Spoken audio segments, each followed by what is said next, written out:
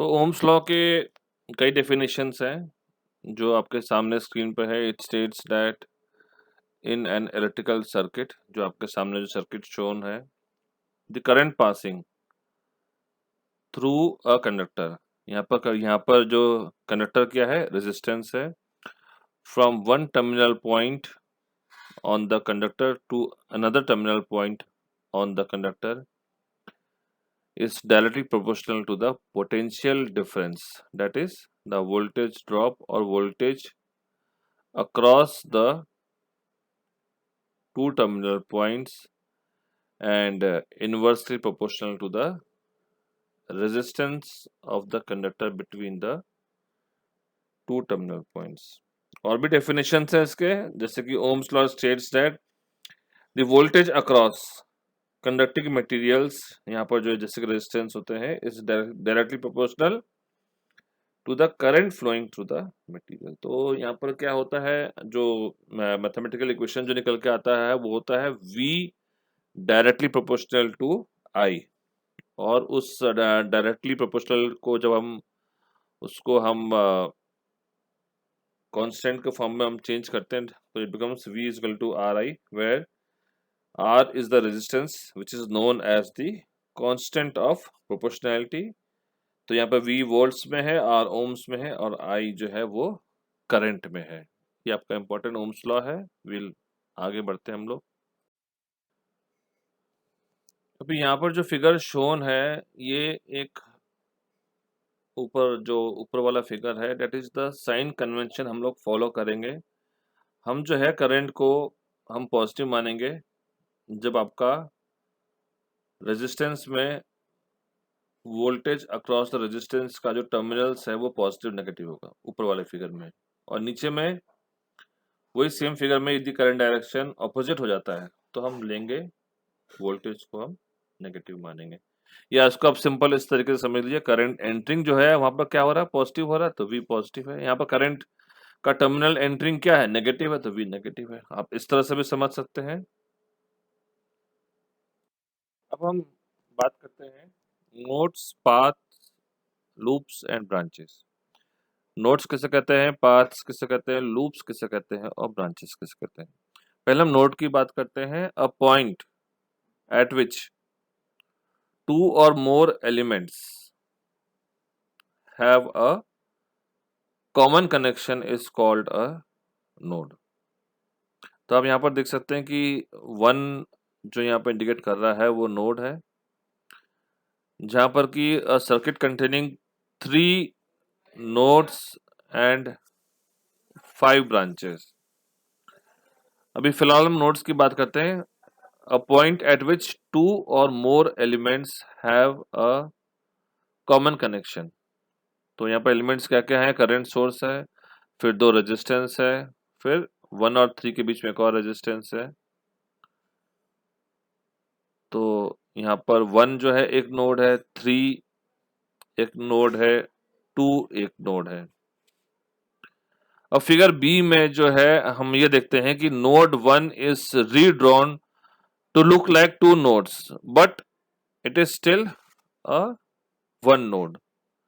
ये ध्यान रखने वाली बात है ऊपर वाले ए और बी फिगर में, कि 1 नोड जो है आप देखेंगे कि उसको स्प्लिट कर दिया है, तो वो भी एक सिंगल नोड है, 1 नोड है।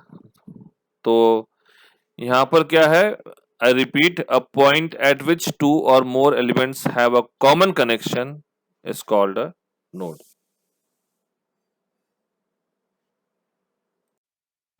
अब हम देखते हैं what do we mean by path. Suppose that we start at one node in a network and move through a simple element। आपके पास यहाँ पर तो resistance है, simple element to the node at the other end। We then continue from that node, 1 से 3 तक आए, अब 3 से आगे बढ़ रहे हैं।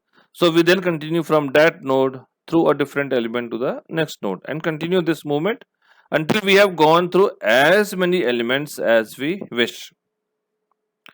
तो यहाँ पर जो सामने लिखा हुआ है कि if no node was encountered more than once, इसका मतलब क्या है कि हमने 1 से 3 पर गए नोड पे, और 3 नोड से सेकंड नोड पे, जो फिगर ए में शोन है यहाँ पे। तो आपका 3 जो है रिपीट नहीं होना चाहिए। तो if no node was encountered more than once then the set of nodes, जैसे कि मैंने लिखा है यहाँ पर 1 3 2 है, 1 3 2 1 है, then the set of nodes and elements that we have passed through is defined as a path. तो आपका पाथ जो है उसमें नोड जो है वो रिपीट नहीं होना चाहिए। और वैसे भी आप करंट डायरेक्शन की आप बात करेंगे तो करंट डायरेक्शन में तो ऐसा तो नहीं होगा ना कि करंट डायरेक्शन एक तरफ से चलते-चलते उल्टा हो गया। या तो ऊपर से नीचे जाएगा या नीचे से ऊपर जाएगा।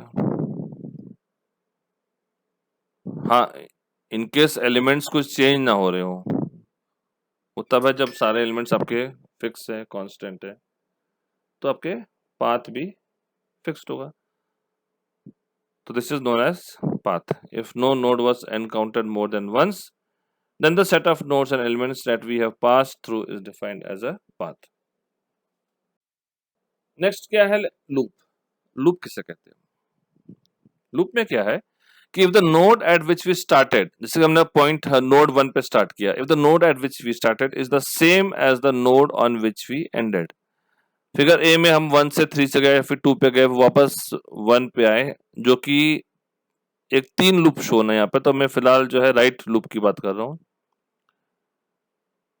Then by definition a closed path, it is known as a closed path or a loop.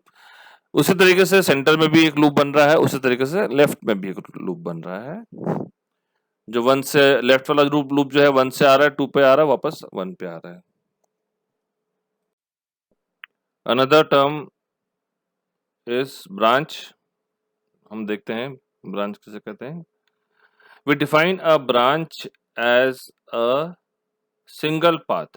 हमने पाथ की बात करी थी, 1 3 2 पाथ है ये। तो single path in a network composed of one simple element and the node at each end। तो यहाँ पर क्या है, 1 और 3 नोड है at each end, तो आपका ये ब्रांच हो जाता है। Thus a path is a particular collection of branches। Path जो है हम कह सकते हैं is a collection of branches। तो फिगर में the circuit shown in A and B contains 5 branches। आपका एक 1 एंड 3 फिगर ए में आप देखिए 1 एंड 3 एक ब्रांच है, 3 एंड 2 एक ब्रांच है, नंबर 2 हो गया। 1 एंड 2 में 2 ब्रांच है तो 2 4 हो गए, और एक ब्रांच जो है वो करंट सोर्स है। तो आप यहाँ पर हम देखेंगे कि वी हैव 5 ब्रांचेस। अब इस फिगर में कितने ब्रांचेस हैं और कितने नोड्स हैं? आप पॉज करके सोचिए कितने, इसको आप पॉज कर लीजिए और सोच लीजिए। तो इसके अंदर आंसर ये है कि इसके अंदर 5 ब्रांचेस हैं और 3 नोड्स हैं में, ठीक है। अब इस फिगर में हम देख सकते हैं कि इसमें 5 ब्रांचेस हैं और 3 नोड्स हैं। पहले हम नोड्स देख लेते हैं। ऊपर वाले फिगर में जो कि गिवन है उसमें 1 और 1 नोड्स है, एक कॉमन नोड जो मैंने नीचे शो किया है, फिर 2 एक अलग नोड है और 3 एक कॉमन नोड है, तो मैंने यहाँ पर एक अलग नीचे शोन है। तो 1 2 और 3 नीचे आप देखेंगे तो 3 नोड्स है। ब्रांचेस कितने हैं इसके अंदर? ब्रांचेस किसे हम कहते हैं? पहली बात तो वो आप जान लीजिए, ब्रांचेस जो है 2 नोड्स के बीच में होते हैं। तो ए एक ब्रांच है 1 और 2 के बीच में। बी एक ब्रांच है, वोल्टेज सोर्स जो है Vx वो है 2 और 3 ब्रांच के बीच में। सी एक और ब्रांच है 6 ओम का बिटवीन नोड्स 1 एंड 3। डी एक और ब्रांच है of resistance R A between 1 and 3, और 18 वोल्टेज सोर्स एक और ब्रांच है ई बिटवीन द नोड्स 1 एंड 3। तो आपके पास 5 ब्रांचेस हैं, A B C D E, और 3 नोड्स है 1 2 एंड 3। अब हम यहाँ पर देखेंगे 2 लॉस, और ये लॉस जो हैं हम इसको इस्तेमाल करते हैं अपने सर्किट को सॉल्व करने के लिए। आपके सर्किट हमारे पास यहाँ पर लीनियर सर्किट की हम बात करते हैं यहाँ पे, और यहाँ पर हमारे पास लीनियर सर्किट्स में जो हम लोग जो लेंगे वो है वोल्टेज सोर्स, करंट सोर्स और रेजिस्टेंस। हम लोग यहाँ पर कैपेसिटर और इंडक्टर की हम बात नहीं करेंगे, आपके सिलेबस में नहीं है, सिंपल है आप लोगों का। तो व्हाट वी विल तो इन सबको सॉल्व करने के लिए आपके पास हर ब्रांच में कितना करंट है, कितना वोल्टेज है, कैसे हम फाइंड करेंगे? सर्किट के एनालिसिस हम कैसे करेंगे? इन एनालिसिस को इस्तेमाल करने के लिए, फाइंड करने के लिए वी यूज किरचॉफ्स लॉ। तो there are two laws. One is Kirchhoff's current law which states that the algebraic sum of all the currents entering any node, I repeat, the algebraic sum of all currents entering any node in a circuit equals 0। और उसी तरीके से Kirchhoff voltage law में क्या होता है? The algebraic sum of all the voltages around any loop in the circuit equals 0। अब दोनों में डिफरेंस क्या है? करंट लॉ है, हम करंट की बात करते हैं। वोल्टेज लॉ है, हम वोल्टेज की हम बात करते हैं।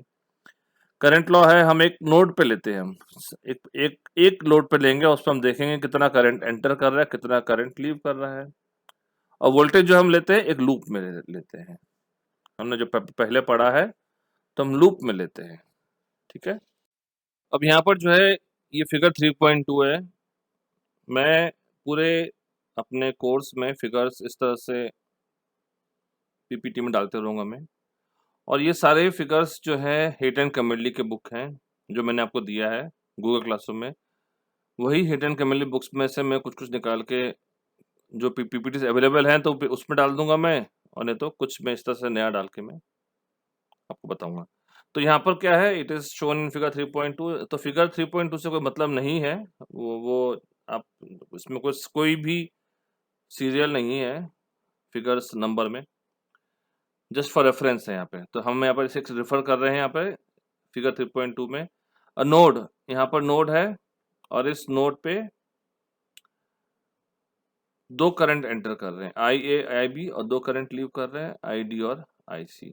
तो एक तरह से समझ लीजिए कि पानी है, एक नोड पे आ रहा है जो ब्लैक डॉट करके नोड है, उस नोड पे जितना पानी आएगा उतना पानी जाएगा, भले ही उसके एक एंट्री हो, 5 आउटलेट हो, but it will be same. तो we say that IA plus IB is equal to IC plus ID। और आप उसको यदि एक तरफ ले जाना चाहें तो IA plus IB minus IC minus ID is equal to 0।